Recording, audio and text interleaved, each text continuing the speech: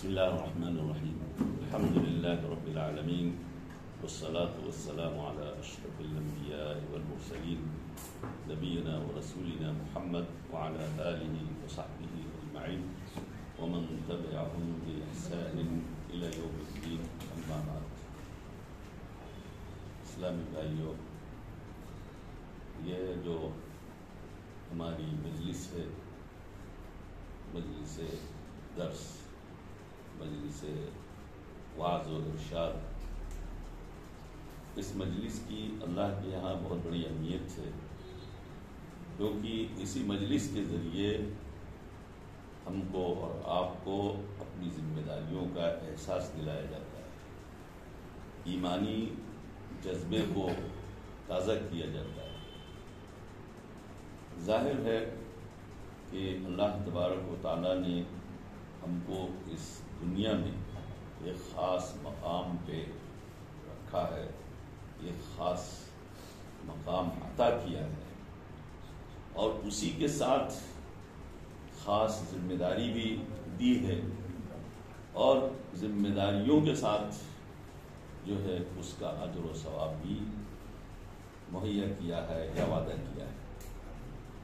تو آتے ہیں اس بات کو جاننے کے لیے کہ ہم کون ہیں حقیقت میں، کیونکہ انسان کو پہلے اپنی حیثیت کا پتہ ہونا چاہیے۔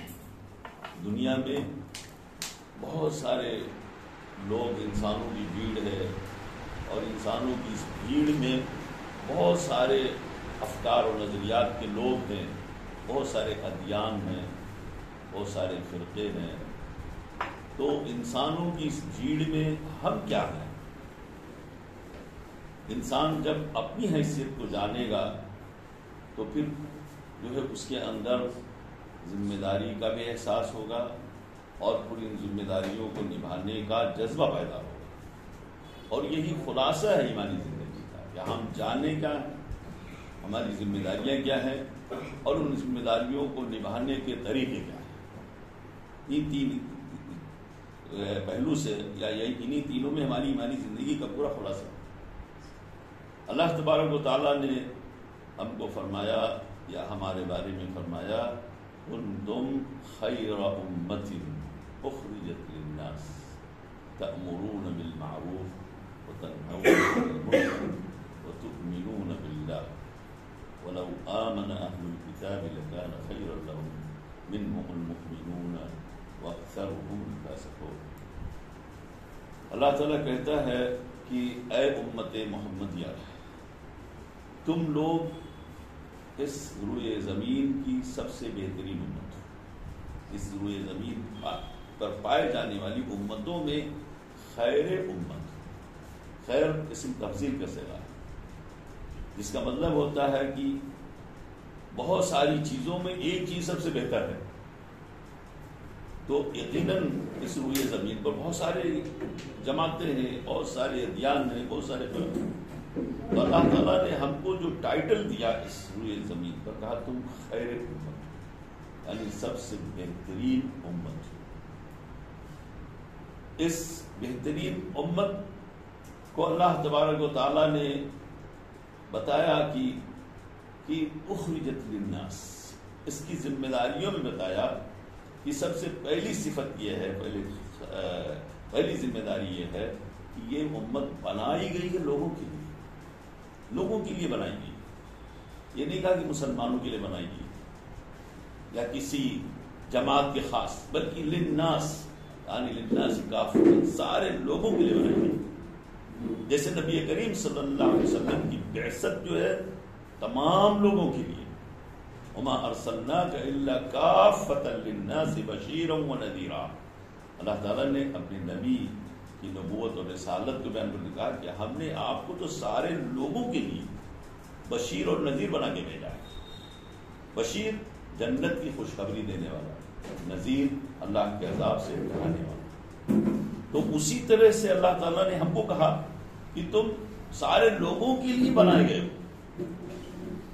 اللہ کے نبی صلی اللہ علیہ وسلم کی نبوت سارے لوگوں کے لیے ہے، تو ہمارا وجود بھی اسی کا تسلسل ہے، سمجھ لیجیے، کیونکہ نبوت تو ہمارے پاس نہیں آ سکتی کی ہے، نبوت تو ختم ہوگی اسی پر، لیکن اس نبوت کو، اس رسالت کو، جو نبوت کا پیغام اور رسالت کا پیغام ہے، وہ ہمارے ذمہ آ گیا ہے. ہم اس کے افراد بننے کی وجہ سے ہماری ذمہ آ گیا ہے، اور وہ ہمیں لوگوں تک پہنچانا ہے. اس لیے فرمایا للناس، سارے لوگوں کے لیے تمہیں بنایا گیا ہے، اور سارے لوگوں کے لیے بنایا گیا. تو کرنا کیا ہے؟ کہا تأمرون بالمعروف وتنہون عن المنکر وتؤمنون باللہ. 3 چیزیں ہیں جو تمہیں اس دنیا میں کرتے رہنا ہے. لوگوں کے فائدے کے لیے بنائے گئے ہو، لیکن لوگوں کو فائدہ کیسے پہنچا سکتے ہو، اس کا وسیلہ بیان کیا گیا ہے، اس کا طریقہ بیان کیا گیا ہے. بیان کیا گیا کہ تم لوگوں کے لیے لوگوں کو حکم دیتے رہتے ہو یا دیتے رہو. ہے تو پھر مضارع کا صیغہ جو حال اور مستقبل دونوں کا معنی دیتا ہے، لیکن مقصود یہ ہے کہ دو دنیا. تأمرون بالمعروف، تم لوگوں میں کو جو ہے بھلائی کا حکم دیتے رہو گے، یہ تمہاری ذمہ داری ہے. وتنہون عن المنکر، اور برائیوں سے لوگوں کو روکتے رہو گے. وتؤمنون باللہ، اور اس سارے عمل میں اللہ پر ایمان باقی رکھو. اللہ پر ایمان رہے گا، اس لیے اس کو آخر میں ذکر کیا. حالانکہ وہ پہلے مومن ہے، بعد میں امر بالمعروف نہیں منکر. لیکن یہ یاد دلانا مقصد ہے کہ یہ سارے کام جس داعیے سے ہوں گے وہ ایمان کے داعیے سے ہونا چاہیے. تؤمنون باللہ، اللہ پر تمہارا ایمان بھی رہے گا، اور جب اللہ پر ایمان رہے گا تو تم جو ہے اس کام کو نبھا سکتے ہو. تو ہمارے یعنی ذمہ داری کا دائرہ جو ہے ایسے تو بہت وسیع ہے، لیکن اس کو 3 لفظوں میں ذکر کیا اللہ تعالیٰ نے، 3 جملوں میں ذکر کیا. ایک ہے امر بالمعروف، دوسرا ہے نہی عن المنکر، اور تیسرا ہے ایمان باللہ. اور ایک دوسری آیت میں اللہ تبارک و تعالیٰ نے اسی چیز کو، امر بالمعروف نہی عن المنکر کو، شہادت حق سے تعبیر کیا ہے. حق کے گواہ بنو گے. فرمایا وَكَذَلِكَ جَعَلْنَاكُمْ أُمَّةً وَسَطًا لِتَكُونُوا شُهَدَاءَ عَلَى النَّاسِ وَيَكُونَ الرَّسُولُ عَلَيْكُمْ شَهِيدًا.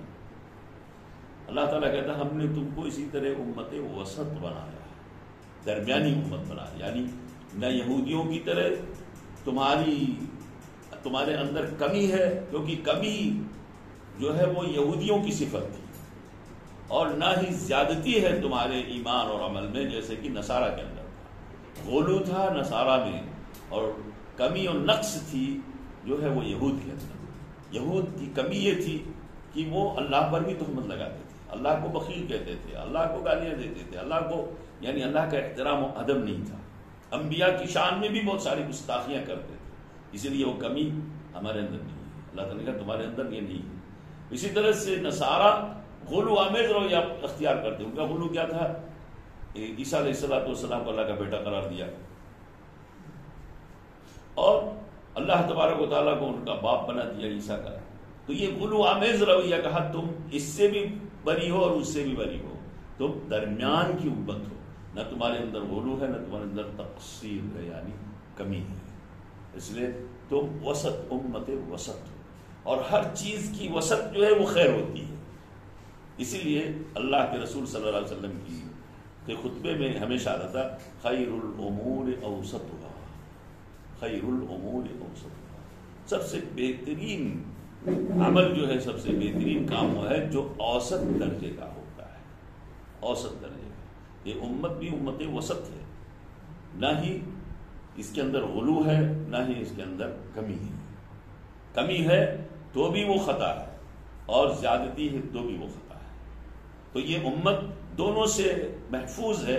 اللہ تعالیٰ نے اس کو اس مقام پہ رکھا جس کو امت وسط کا یہ ٹائٹل دیا ہے، امت وسط. اس لیے جو ہے اب ہم کو حق کی گواہی دینا، شہداء علی الناس، امت وسط بنا کر کے کہا لتکونوا شہداء علی الناس، تاکہ تم لوگوں پر گواہ بن جاؤ. کس چیز کی گواہ بن جاؤ؟ لوگوں پر گواہی دینی ہے آپ کو، حق کی گواہی دینی ہے. یعنی جو کمی ہے جس کے اندر، اس کو بتانا ہے کہ تمہارے اندر کمی ہے، اور جس کے اندر زیادتی ہے اس کو بتانا ہے کہ تمہارے اندر زیادتی ہے. اور سیدھی راہ جو ہے وہ ہے جس پر ہم چل رہے ہیں. یہ حق کی گواہی ہے. حق کا گواہ ہمیں اللہ تعالیٰ نے اس دنیا میں بنایا ہے. اب حق کی گواہی دینے کے لیے کس طرح، کیسے ہم کیا کریں گے، یعنی امر بالمعروف نہیں عن المنکر کا فریضہ کیسے انجام دیں گے، اور ایمان باللہ کا فریضہ کیسے انجام دیں گے، اور حق کی گواہی کیسے دیں گے. یہی جو ہمیشہ سوچتے رہنا چاہیے، یہ ہمیشہ ہمارے سوچ پر حاوی رہنا چاہیے، غالب رہنا چاہیے کہ ہمارے اوپر اللہ تعالیٰ نے ذمہ داری لگائی ہے امر بالمعروف کی، نہی عن المنکر کی، اور حق کی گواہی دینے کی. تو دنیا میں اسی لیے آزمائش ہمارے لیے ہے کہ دنیا میں اللہ تبارک و تعالیٰ نے حق و باطل دونوں بنائے ہیں، اور معروف اور منکر دونوں کا رواج ہے دنیا میں. منکر بہت تیزی سے جو ہے وہ پھیلتا ہے، اور منکر اپنی راہ بنا لیتا ہے انسانوں کی صفوں میں، انسانوں کے معاشرے میں، سماج میں. معروف اور منکر ہے کیا چیز؟ معروف وہ ہے، معروف کا مطلب جانی ہوئی چیز، پہچانی ہوئی چیز. عربی کا لفظ ہے معروف، یعنی جانی اور پہچانی ہوئی چیز، اس کو معروف کہتے ہیں. تو کیسے جانی اور پہچانی؟ یعنی شریعت کی طرف سے جانی ہوئی ہے، اللہ کی وحی کے ذریعے وہ جانا گیا ہو، پہچانا گیا ہو کہ یہ شریعت کے دائرے میں ہے تو معروف ہے. منکر وہ ہے جو کہ نہ پہچانی ہوئی چیز ہے، عجیب چیز ہے، وہ غیر پہچانی ہوئی چیز ہے، جس کو پہچانا نہیں ہے، یعنی شریعت کے آئینے میں وہ پہچانی ہوئی چیز نہیں ہے تو منکر ہے. اور شریعت کے دائرے میں اگر ہے وہ چیز تو معروف ہے. تو اب اس وقت جو ہے دنیا میں منکر بہت تیزی سے پیدا ہوا ہے، اور منکر کا محاذ ہر طرح ہے، نظر آتا ہے. ایمان کے دائرے میں بھی منکرات ہیں، عقیدے کے میدان میں بھی منکرات ہیں، اور عبادات کے میدان میں بھی منکرات ہیں، اور سماجی زندگی میں بھی بہت سارے منکرات ہیں. ہے نا، ہم سبھی جانتے ہیں، یہ کہنے کی ضرورت نہیں ہے. اب ان منکرات کو مٹانا، ان منکرات کو ختم کرنا، یا ان منکرات کو معاشرے سے، زندگی سے دور کرنا، مٹا دینا حتی الامکان، یہ ہماری جد و جہد کا نتیجہ ہونا چاہیے. ہماری جد و جہد اس پر ہونی چاہیے. اور اس کے مقابل صرف منکر کو مٹانا نہیں، معروف اس کی طرف رائج کرنا. یعنی جو انسان بد عقیدہ ہو، اس کی بد عقیدگی کو ہٹا کر کے اس کے اندر صحیح عقیدہ کی پہچان کرنا، صحیح عقیدہ بتانا. تو امر بالمعروف بھی ہو گیا، نہی عن المنکر ہو گیا. جو چیز معاشرے میں اسلام غیر اسلامی طرز یا طریقے رائج ہو، ان کو ہٹا کر کے اسی جگہ پر اسلام کی طرز زندگی، اسلامی طریقے زندگی نافذ کرنا، یہ ہے امر بالمعروف نہی عن المنکر. دونوں ایک ساتھ ہے، لازم و ملزوم ہے. ایک کام کرے دوسرا چھوڑ دیں گے تو آپ کی ذمہ داری نہیں بنی ہو، آپ اپنی ذمہ داری سے بنی نہیں. اسی لیے ہمارا جو منہج ہے وہ یہ ہے کہ ہم دونوں کرتے ہیں، امر بالمعروف بھی کرتے ہیں، نہی عن المنکر کرتے ہیں، اور شہادت حق بھی دیتے ہیں، حق کی گواہی بھی دیتے ہیں. لیکن بہت ساری جماعتیں، بہت سارے لوگ ہیں اسی معاشرے میں یا دنیا میں جو کہتے ہیں ہم نہی عن المنکر نہیں کر سکتے، ہم صرف امر بالمعروف کرتے ہیں، یہ دوسروں کے لیے چھوڑ دیا. یعنی ہم لوگوں کو نماز پڑھنے، روزہ رکھنے، اس کی تو حکم دیں گے، اس کی دعوت دیں گے، تبلیغ کریں گے، لیکن لوگ برا کام کرتے ہیں تو ہم ان کو روکیں گے. ایک آدمی بیڑی پیتا، سگریٹ پیتا، شراب پیتا ہے، وہ ہم اس کو نہیں روک سکتے، اس پر کچھ نہیں کہیں گے، برائی کو مطلب کچھ نہیں کہیں گے. ہم اس کو مسجد کی طرف لائیں گے، ہم اس کو نیکی کی تعلیم دیں گے، ہم اس کو یہ کریں گے. تو یہ جو ہے ایک پہلو ہے، ہماری ایمانی زندگی کا ایک ہی پہلو ہے، ذمہ داری کا ایک پہلو ہے. دوسرا پہلو نظر انداز کر دینا وہ مؤثر نہیں ہوتا ہے. دوسرا پہلو نظر انداز کر دینا وہ مؤثر نہیں، دعوت اس سے پوری نہیں ہوگی. ہماری دعوت تو یہی ہے کہ ہم نیکی کا حکم بھی دیتے ہیں، برائی سے روکتے بھی ہیں، اور ساتھ ساتھ حق کی گواہی دیتے ہیں. حق کی گواہی دینے کے لیے کیا ہوتا ہے؟ جیسے امر بالمعروف نہی عن المنکر تو زبانی آپ کہہ سکتے ہو، لیکن حق کی گواہی دینے کے لیے زبان اور عمل دونوں ایک ساتھ ہونا چاہیے، دونوں ایک دوسرے کے موافق ہونے چاہیے. یعنی جس چیز کو آپ اچھا کہتے ہو آپ کی زندگی میں اچھائی ہونی چاہیے، جس کی چیز کو آپ برا کہتے ہو آپ کی زندگی میں وہ چیز نہیں ہونی چاہیے. اور اگر آپ تب یہ حق کی گواہی ہے، تو آپ حق کی گواہی دے رہے ہو زبان سے بھی اور عمل سے بھی، یہ شہادت حق ہے. اگر اب زبانی طور پر کچھ بھی کہتے چلے جا رہے ہو، حق بیان کرتے جا رہے ہو زبانی طور پر، لیکن عملاً آپ کی زندگی میں منکرات ہیں، تو پھر اللہ تبارک و تعالیٰ نے اس پر وعید سنائی ہے، کہا یہ شہادت حق اس سے پورا نہیں، شہادت حق کا کام اس سے نہیں انجام ہو سکتا، اس طرح انجام ہو سکتا ہے۔ فرمایا یا ایھا الذین آمنوا لم تقولون ما لا تفعلون، اے اہل ایمان تم ایسی بات کیوں کہتے ہو جس کو تم خود نہیں کرتے؟ کبر مقتا عند اللہ ان تقولوا ما لا تفعلون، اللہ کے نزدیک بڑی معیوب بات ہے، بہت ہی یعنی اللہ تعالیٰ کی ناراضگی کا بہت بڑا سبب ہے کہ ایک انسان ایسی بات کہے جو خود نہ کرتا، ایسی بات تم کیوں کہتے ہو جس کو تم خود کرتے نہیں ہو؟ اس کا مطلب ہے زبان سے کہہ کر کے اور عمل سے کر کے دکھا دینا، اسی کا نام ہے شہادت حق، اور یہی جو ہے امت کی ذمہ داری ہے، یہی ہر فرد کی امت کی ذمہ داری ہے۔ اس لیے یہ کام یعنی انسان کو سمجھنا چاہیے کہ ہم ایک پہلو سے ذمہ داری سے بری نہیں ہو سکتے ہیں۔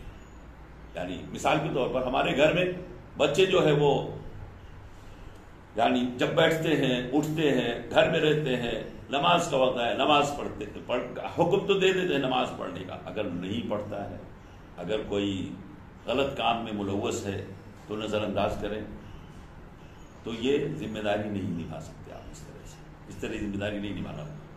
یہ نظر انداز کرنا، غلط کاموں سے نظر انداز کرنا، یہ ذمہ داری سے بھاگنا ہے، فرار اختیار کرنا ہے، اور پیچھا چھڑانا ہے، پیچھا نہیں چھڑانا ہے، بلکہ آپ کو اس کے سامنے ڈٹ کے اس کا مقابلہ کرنا ہے، اور اس کی جگہ پر جو برائی اس کی جگہ پر نیکی کو جو ہے لا کے کھڑا کرنا ہے۔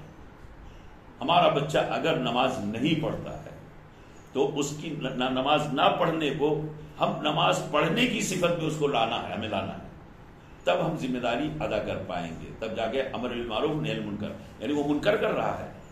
ہمارا بیٹا اگر سگریٹ پیتا ہے، بیڑی پیتا ہے، ڈرگس استعمال کرتا ہے، والعیاذ باللہ، اللہ نہ کرے ایسا ہو، لیکن اگر ایسا ہے، تمباکو وغیرہ نہ جانے کیا کیا چیزیں ایجاد ہو گئی ہیں جو نوجوانوں میں جو ہے پھیل رہی ہیں، مسلمان نوجوانوں کی بات کرتا ہوں، ہاں، تو یہ جو ہے گٹکا اور یہ اور وہ سب بہت قسم کی چیزیں ہیں جو استعمال کر رہے ہیں لوگ، اور فیشن بنتا جا رہا ہے، اور اس کے ساتھ ساتھ بیماریاں بھی پھیلتی جا رہی ہیں، اس کے ساتھ ساتھ بہت ساری بیماریاں بھی پھیلتی جا رہی ہیں۔ اس لیے اب اس کو چھڑانا اور اس کی جگہ پر حلال چیز اس کو بتانا کہ یہ نہیں کھاؤ، یہ حلال چیز کھاؤ، یہ نہیں پیو، حلال چیز کھاؤ پیو، تو اسلام میں یہی ہے کہ جو ہے حرام چیزوں کی بیان کرنے کے ساتھ اس کے جگہ پر حلال چیزوں کا ذکر کیا ہے، تاکہ صرف یہ نہیں کہ حلال کے ذکر دو اور حرام کا حکم نہ بیان کرو، یا حرام کو روک دو اور حلال بیان نہ کرو، تو کہے گا ہم کیا کریں۔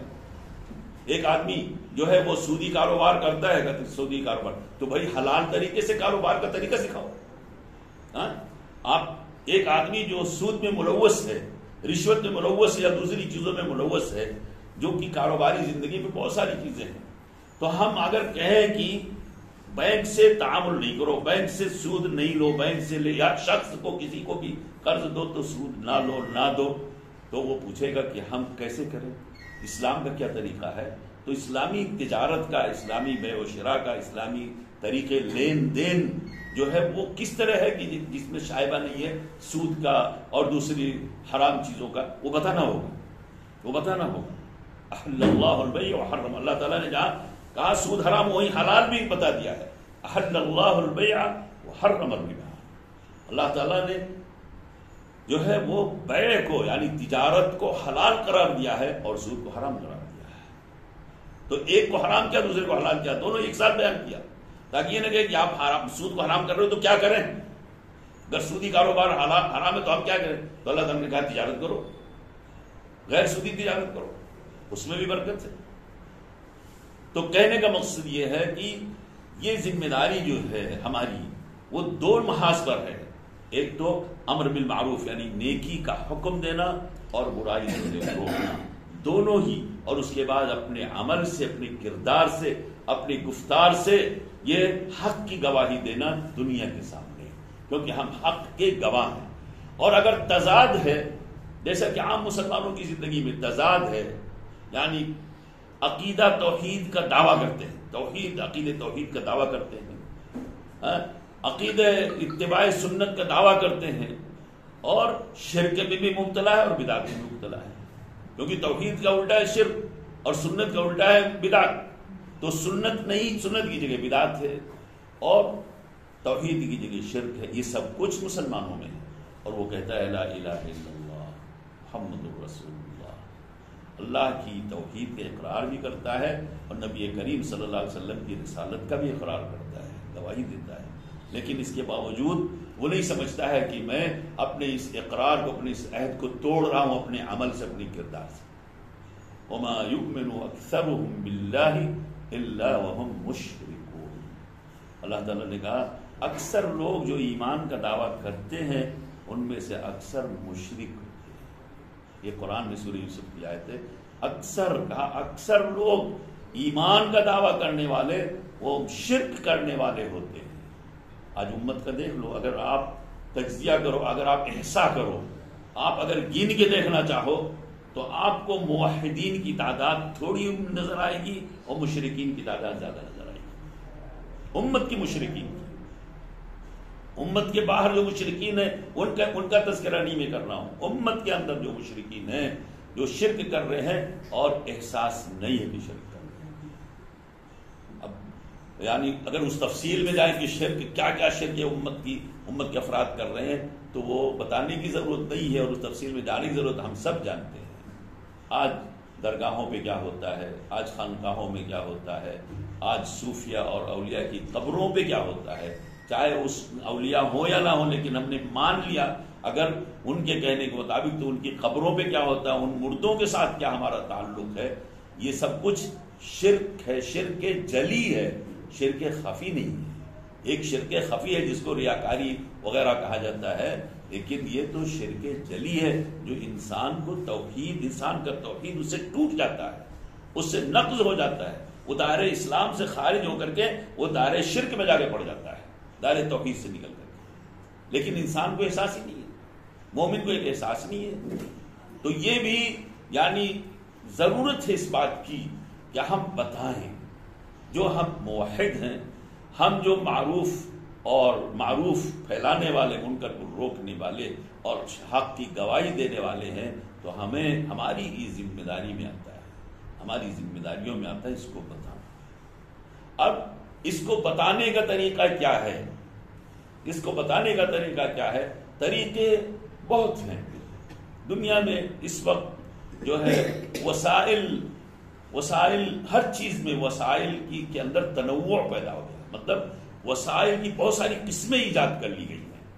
پہلے دعوت و تبلیغ کا دو ہی وسیلہ تھا، یا تو کتاب لکھ دو یا تو ممبر پہ کھڑے ہو کر تقریر کر دیجیے، جلسے میں ممبر پہ یعنی جیسے تقریر کر دیجیے، یہ تھا دعوت و تبلیغ کا طریقہ۔ آج دعوت و تبلیغ کے وسائل بہت ہو گئے ہیں، آپ اپنے ٹیلی فون سے بھی دعوت و تبلیغ کر سکتے ہیں، آپ انٹرنیٹ پہ دعوت و تبلیغ کر سکتے ہیں، آپ جو ہے بینر بنا کر کے جگہ جگہ لگا کر کے بھی توحید دعوت تبلیغ کر سکتے ہیں۔ اب بہت سارے طریقے، بہت سارے یعنی وسائل ہیں دعوت و تبلیغ کے۔ مقصد یہ ہے کہ ہر میدان میں ہمیں فکر ہونی چاہیے کہ ہمارے افراد ہونے چاہیے جو وہاں کریں۔ اب یہیں سے یہ بات نکلتی ہے کہ کیا ہر آدمی ہر کام کر سکتا ہے؟ نہیں کر سکتا۔ یہ جو کام ہے اجتماعی کام، عموماً شریعت کے دعوت و تبلیغ کے کام عموماً، تدریس اور تعلیم کے کام عموماً، اسی طرح سے قضاء اور محکمے کے کام عموماً، یہ سب جو ہے فرض کفایہ ہے، فرض کفایہ۔ ان میں کچھ چیزیں فرض عین ہیں لیکن اکثر فرض کفایہ ہے۔ جیسے انسان کا اپنے گھر کی چہار دیواری میں اپنی علم کی حد تک، اپنی علم اور اپنی استطاعت کی حد تک یعنی اس کام کو انجام دینا فرض عین ہے، اپنے بال بچوں پر، اپنی بیوی پر جس پر اس کا کنٹرول۔ لیکن اس سے باہر جو اس کی استطاعت بھی نہیں ہے اور اس کی صلاحیت بھی نہیں ہے، تو وہاں پر فرض کفایہ ہے۔ اسی لیے اللہ تبارک و تعالیٰ فرمائے فَلَوْلَا نَفَرَ مِن كُلِّ فِرْقَةٍ مِّنْهُمْ طَائِفَةٌ لِيَتَفَقَّهُوا فِي الدِّينِ وَلِيُنذِرُوا قَوْمَهُمْ إِذَا رَجَعُوا إِلَيْهِمْ لَعَلَّهُمْ يَحْذَرُونَ۔ ایسا کیوں نہیں ہوتا؟ اللہ تعالیٰ کہتا ہے ایسا کیوں نہیں ہوتا؟ نہیں ایسا ہونا چاہیے کہ ہر جماعت سے، ہر طائفہ سے، ہر گروہ سے ایک جماعت جو ہے وہ نکلے اور دین میں فقہ حاصل کرے، دین میں بصیرت حاصل کرے، اور اس کے بعد بصیرت حاصل ہو جائے جب، یعنی کیا بصیرت؟ یعنی دینی معلومات جب ہو جائے، اور دینی معلومات بھی مختلف قسم کی ہے، آپ جانتے ہو، یعنی ایک آدمی جو ہے وہ قاضی بننا چاہتا ہے، ایک آدمی معلم بننا چاہتا ہے، ایک آدمی داعی بننا چاہتا ہے، ایک آدمی امام بننا چاہتا ہے، ایک آدمی جو ہے وہ قرآن جو ہے پڑھانا چاہتا ہے، مختلف قسم کی صلاحیتیں ہیں، ایک آدمی ہر صلاحیت اپنے اندر نہیں پیدا کر سکتا ہے۔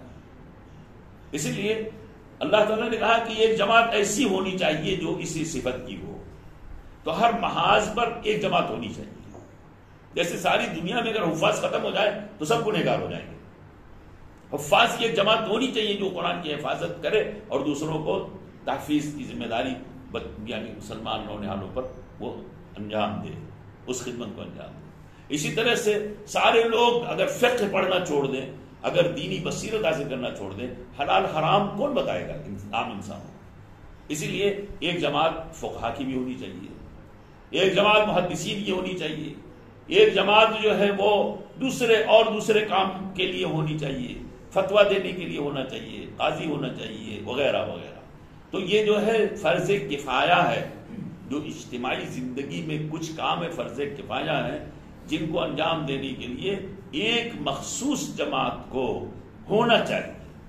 اور فرض کفایہ آپ کو بتا دوں اصولی طور پر فرض کفایہ کہتے ہیں کہ اگر ساری امت پر واجب تو ہو جاتا ہے، امت تو ساری، یہ فرض جو ہے ساری امت پر عائد ہوتا ہے، کوئی بھی، جیسے نماز جنازہ ہے یا میت کو کفن دفن دینے کا مسئلہ ہے تو وہ فرض ہے، ساری امت پہ فریضہ عائد ہو گیا جو جس تک یہ معلومات پہنچی۔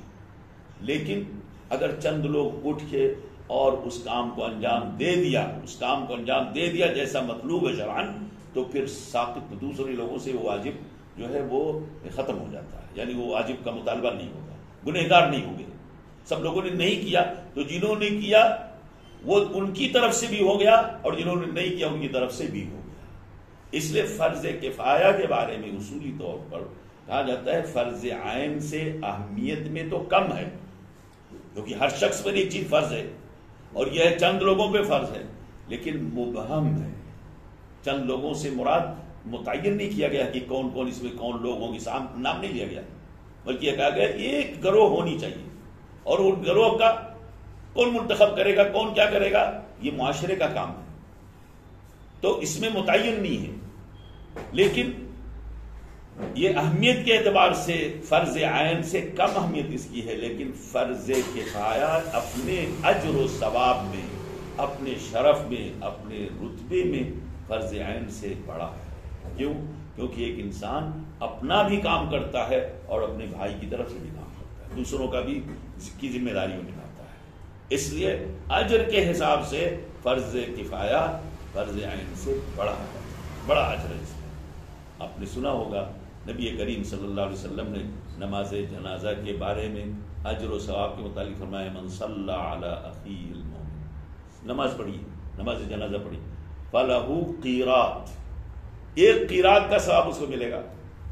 پھر نبی کریم صلی اللہ علیہ وسلم نے اس کی تشریح کی، پوچھا گیا قیرات کیا ہے، تو آپ نے فرمایا یہ جبل احد جو ہے سب سے بڑا پہاڑ مدینے کا، کہا یہ ایک قیرات کے برابر ہے، جو قیرات شرعی قیرات ہے، یعنی جو حدیث میں قیرات مراد ہے وہ جبل احد کے برابر ہے۔ اور جو بیٹھا رہا نماز جنازہ پڑھ کر کے یہاں تک کہ تدفین ہو گئی، مٹی ڈال دی گئی، اور پھر اس کے بعد اس کے لیے دعا بھی کر لیا، تو پھر اس کو 2 قیرات ملے گا، 2 قیرات کا ثواب، یعنی 2 جبل احد پہاڑ کے برابر اس کو اجر و ثواب ملے گا۔ کیوں؟ کیونکہ اس نے جو کام کیا ہے وہ اپنی طرف سے بھی کیا ہے اور پوری امت کا اس نے کی نیابت بھی کی ہے، اس لیے اس کو اجر و ثواب ہے۔ اس لیے اس طرح کے کام جو دعوت و تبلیغ کے کام ہیں، جو آپ جس مرکز کو آپ نے کھولا ہے، یہ مرکز بھی یہ فرض کفایہ میں ہے، فرض عین نہیں ہے، اور آپ کی بھی وہی ذمہ داری ہے کہ آپ جو ہے دعوت کے میدان میں امر بالمعروف نہی عن المنکر اور شہادت حق کے لیے اس ظاہر ہے اسی کے لیے بنائے جاتے ہیں مراکز، اسی کے لیے دینی مجلسیں قائم ہوتی ہیں، اسی کے لیے وعظ و ارشاد ہوتا ہے. تو یہ جو ہے یہ آپ کی طرف سے بھی ہے، اور جو لوگ اس میں نہیں آئے ہیں یا جو لوگ اس میں اس سے باہر ہیں، جو اس میں شریک نہیں ہیں، ان کی طرف سے بھی آپ نیابت کر رہے ہیں، اس لیے آپ کا اجر بہت بڑا ہے، اللہ تعالیٰ قبول فرمائے. تو یہ ہے یعنی یہ ہے دینی فریضہ، یہ ہے دینی ذمہ داری جس کو آپ نے نبھانے کے لیے یہ مرکز قائم کیا، اور اس طرح کے کام جو کر رہے ہیں. ضروری نہیں مرکز جو ہے وہ بہت ساری چیزیں ہیں. اب اس